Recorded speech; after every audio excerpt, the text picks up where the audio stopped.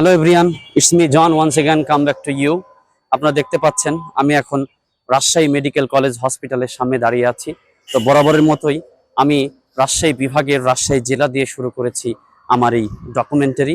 তো আজকে এই মুহূর্তে আমি আপনাদেরকে দেখাবো রাজশাহী মেডিকেল কলেজ এবং রাজশাহী হসপিটালের যে ইতিহাস এবং সেই সাথে কিছু গুরুত্বপূর্ণ তথ্য এবং সেই সাথে কিছু গুরুত্বপূর্ণ ভিডিও চিত্র। তো শুরুতেই যদি আমি আপনাদেরকে দেখাই যে এইটি হচ্ছে রাজশাহী মেডিকেল কলেজ এর প্রধান বিল্ডিং, যেখানে ছেলেমেয়েরা ডাক্তারি সেবার জন্য পড়াশোনা করে থাকে এবং এটি ঢাকা মেডিকেল কলেজের পরেই অন্যতম প্রাচীন এবং অন্যতম বৃহৎ মেডিকেল কলেজ এই বাংলাদেশে।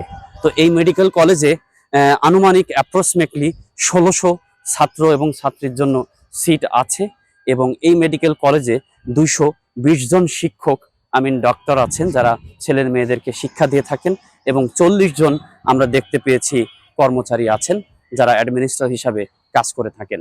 তো এই মেডিকেল কলেজের সামনে আমরা দেখতে পাচ্ছি একটা সুন্দর বাগান, যেই বাগানে অনেকগুলো ফুল এবং ওখানে একটা শাপলা দেখতে পাচ্ছি যেটা আমাদের জাতীয় লোগো। এবং এই মেডিকেল কলেজের সামনেই ফ্রন্টে আমরা দেখতে পাচ্ছি এই সাইডটা ডক্টরসদের কার পার্কিং এবং সেই সাথে এখানে একটা ব্যাডমিন্টন কোর্ট দেখতে পাচ্ছি। তো আমি চেষ্টা করছি আপনাদেরকে এই মেডিকেল কলেজের কিছু তথ্য প্রদান করার। তো বেসিক্যালি 1958 খ্রিস্টাব্দে রাজশাহীর এই মেডিকেল তৈরি করা হয়, যেটি রাজশাহী বিভাগের প্রথম মেডিকেল। তো আপনারা দেখতে পাচ্ছেন আমি বর্তমান দাঁড়িয়ে আছি রাজশাহী মেডিকেল কলেজ এবং হসপিটাল প্রশাসনিক এলাকার সামনে। তো আমি চেষ্টা করেছিলাম ভিতরে যাবার, বাট আনফর্চুনেটলি এটা একটা রেস্ট্রিক্টেড এরিয়া, যার কারণে যাওয়া হয়ে উঠলো না। তো আমি জাস্ট আপনাদেরকে দেখানোর চেষ্টা করছি এটাই বেসিক্যালি রাজশাহী মেডিকেল কলেজ এবং হসপিটালের প্রশাসনিক এরিয়া এবং এই এরিয়া দিয়েই শিক্ষার্থীরা যাতায়াত করে থাকে, তাদের গন্তব্যস্থলে তাদের ক্লাসরুমে যেয়ে থাকে। তো এখন আমরা সরাসরি আপনাদেরকে রাজশাহী হসপিটাল মেডিকেল হসপিটালে নিয়ে যাব এবং সেখানকার কিছু চিত্র আপনাদের সামনে তুলে ধরার চেষ্টা করব। এখন আমি দাঁড়িয়ে আছি রাজশাহী মেডিকেল কলেজ হসপিটালের সামনে।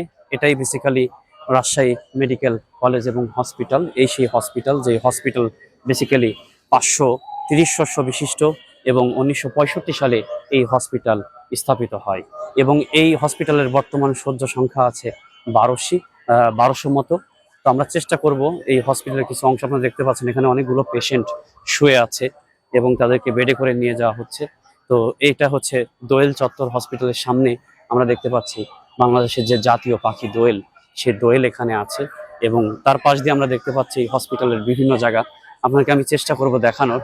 তো এই হচ্ছে ব্যাপার, এই হচ্ছে রাজশাহী মেডিকেল হাসপাতাল, যে হাসপাতাল বাংলাদেশ ঢাকা মেডিকেল হাসপাতালের পরেই অনেকটা জনপ্রিয় এবং অনেকটা পপুলার। এবং এই হসপিটালেই কিন্তু বেসিক্যালি বাংলাদেশের রাজশাহী বিভাগের লোক, খুলনা বিভাগের লোক এবং যারা সাধারণ স্বাভাবিকভাবে চেষ্টা করে চিকিৎসা করার জন্য, ম্যাক্সিমাম মানুষ যারা ঢাকা হসপিটালকে এফোর্ড করতে পারে না তারা কিন্তু এই হসপিটালে আসে।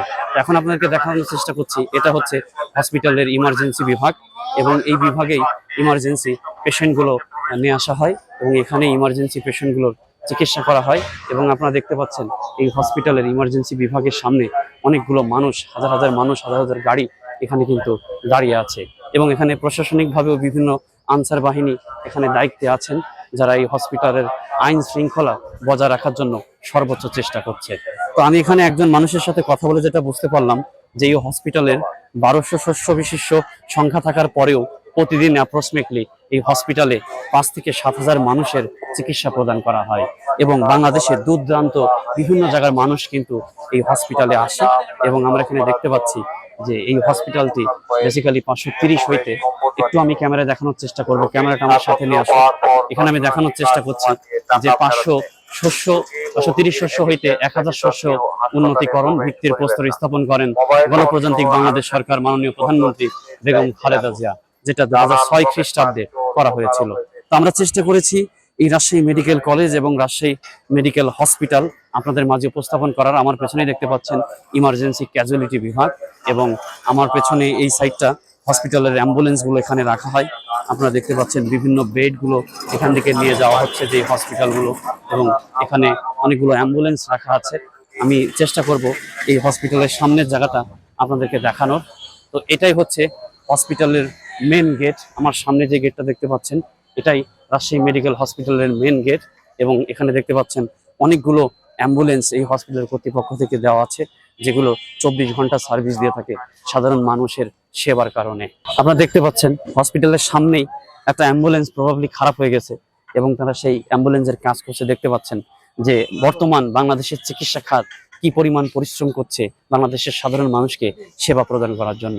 তো এখন আমি সরাসরি এই হসপিটালের গেট আপনাদেরকে নিয়ে যাব এবং সেই গেট থেকেই আমি আপনাদের কাছ থেকে বিদায় নেওয়ার চেষ্টা করব। আপনারা দেখতে পাচ্ছেন এখানে সোনালী ব্যাংকের একটি শাখা আছে, যেখানে যারা এখানে চিকিৎসার ক্ষেত্রে আসে এবং ইমার্জেন্সি যদি কোনো টাকা পয়সা বাসা থেকে নিতে হয়, তাহলে তারা এই সোনালী ব্যাংকের মাধ্যমেই আদান প্রদান করতে পারবে। আমি দেখাচ্ছি আপনাদেরকে, এই সেই সোনালী ব্যাংক যেটি হসপিটাল রাজশাহী মেডিকেল হসপিটাল কর্তৃপক্ষ থেকে এখানে নির্মাণ করা হয়েছে এবং এটি রাজশাহী মেডিকেল কলেজের বের হওয়ার পথ এবং ঢোকার পথ, এবং এটাই হচ্ছে মেন গেট রাজশাহী মেডিকেল কলেজের। এবং এই সাইডটা আমরা দেখতে পাচ্ছি গ্যারেজ, যেখানে সাধারণ মানুষের এবং যেই পেশেন্টগুলো আসে তাদের গাড়িগুলো এখানে পার করে রাখা হয়। তো এটাই হচ্ছে রাজশাহী মেডিকেল কলেজের প্রথম গেট এবং আমরা চেষ্টা করব এই গেটের বাইরে যে আপনাদেরকে হসপিটালের সামনের চিত্রটা দেখানোর, যে এই রাজশাহী মেডিকেলের গেটটাকে ঘিরেই কিন্তু সামনে কিন্তু একটা বাজার পরিবেশ তৈরি হয়ে গিয়েছে। সাধারণ মানুষের একটা ব্যবসা প্রতিষ্ঠান শুরু হয়ে গেছে। আপনারা দেখতে পাচ্ছেন এই পুরো জায়গাটা জুড়ে কিন্তু বিশাল একটা ব্যবসা পরিবেশ তৈরি হয়ে গেছে। তো এই যে আমরা দেখানোর চেষ্টা করছি, এটি রাজশাহী মেডিকেল কলেজ হসপিটালের গেট এবং এই গেট দিয়েই বেসিক্যালি অ্যাম্বুলেন্সগুলো এবং চিকিৎসার জন্য সেবাগুলো পেশেন্টগুলো নিয়ে যাওয়া হয়। এবং আপনাদেরকে একটা মজার জিনিস দেখাই, আপনারা দেখতে পাচ্ছেন এটা কিন্তু রাজশাহী মেডিকেল কলেজের সামনে। রাজশাহী মেডিকেল কলেজের সামনে দেখেন কি একটা অবস্থা, এখানে সব সাধারণ মানুষ তাদের ব্যবসা বাণিজ্য খুলে বসেছে এবং এখানে যে সমস্ত মানুষ দূর দূরান্ত থেকে চিকিৎসার জন্য আসে তারা কিন্তু এখানে তাদের যে ধরনের খাবার দাবার এবং যা প্রয়োজনীয় জিনিসপত্র দরকার সব কিন্তু এই রাস্তার ধার থেকেই তারা সংগ্রহ করে থাকে। তো আমি আজকের মতো এখান থেকেই বিদায় নিচ্ছি। আমি বরাবরই যেটা আপনাদেরকে বলেছি, আমি চেষ্টা করছি বাংলাদেশের 64টা জেলায় যে 64 জেলার অথেন্টিক ইনফরমেশন আপনাদের মাঝখানে উপস্থাপন করার। তো সেই পরিপ্রেক্ষিতেই আমি রাজশাহী বিভাগের রাজশাহী জেলা দিয়ে শুরু করেছি। আমাকে আপনারা কমেন্ট করে জানান যে পরবর্তী কোন জেলাতে আমি যাব রাজশাহী বিভাগের। ততক্ষণ পর্যন্ত আপনারা ভালো থাকুন, আবার দেখা হচ্ছে নতুন কোনো এপিসোড নিয়ে। বাবাই ফ্রম জন।